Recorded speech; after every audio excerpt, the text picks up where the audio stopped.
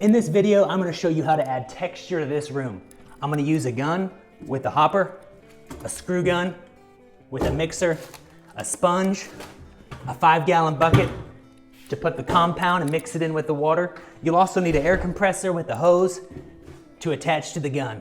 Let's get into it. The very first thing I like to do is protect anything you don't want the texture to hit. Keep it from any overspray. I'm talking about putting paper on the floor, putting plastic on the windows, cutting in everything with some handy dandy painter's tape. Let's get at it.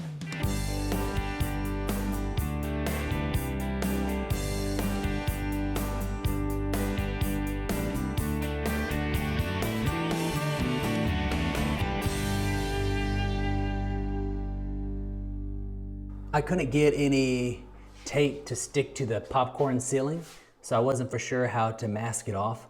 But I came up with this solution. All it is a piece of cardboard and a piece of wood. I'm gonna have someone hold it right up at the corner and I'll spray underneath it, and then they'll move on to the next section and we'll be able to cut in the ceiling that way. We'll give it a shot, we'll see how it works. Let's talk about the spray gun. The first thing you will see is the hopper section, and then there's the texture gun. The texture gun has a trigger with an adjustment for how far you can squeeze it. This controls how much air can actually flow through the gun. Next, you will notice an adjustable tip with varying spray sizes. This really affects what size spray hits your wall.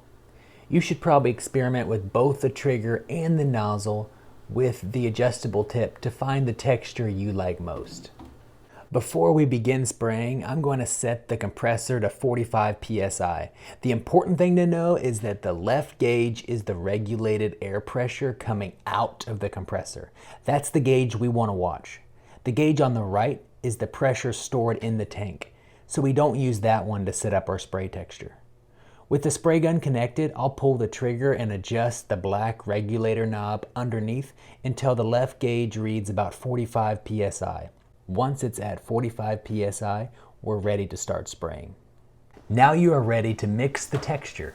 I'm using the +3 joint compound, which you can find at Menards, Lowe's, or most similar home improvement stores.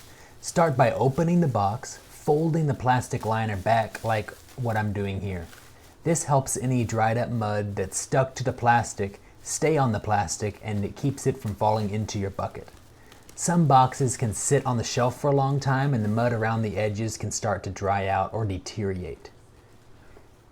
Dump the mud into your bucket, then add a little dish soap. This helps keep the mud from sticking to the hopper and can also help prevent it from getting too lumpy. Next, take a bucket of water and slowly add water to the mud.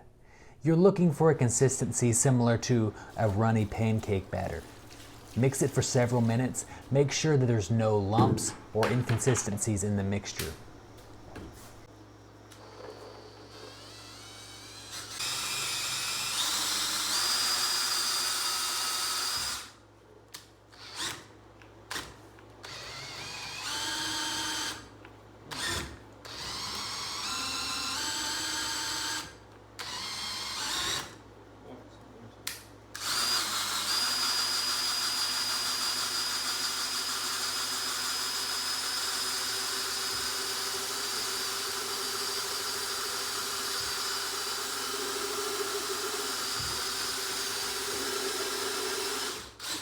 Use your sponge to wipe down the sides of the bucket as you mix. Mud that sticks to the side dries easily and can cause flakes to fall back into your mixture. Those flakes can cause inconsistent spray pattern and can even clog your texture gun.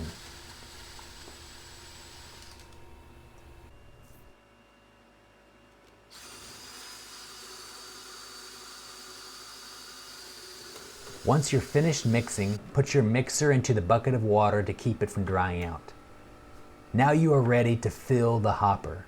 It's easiest to have someone hold the hopper while you fill it. Shout out to my wife for helping me out with this one. Fill the hopper about 3/4 full, then use the sponge to clean out the sides of the bucket and put the lid back on.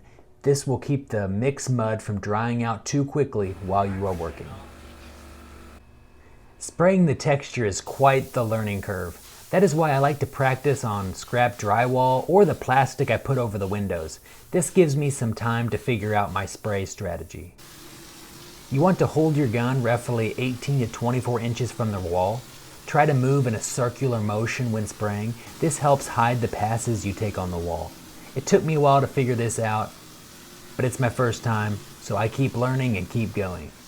Also, you want to keep the gun moving continuously. Don't park the gun in one spot, or you'll build up too much material.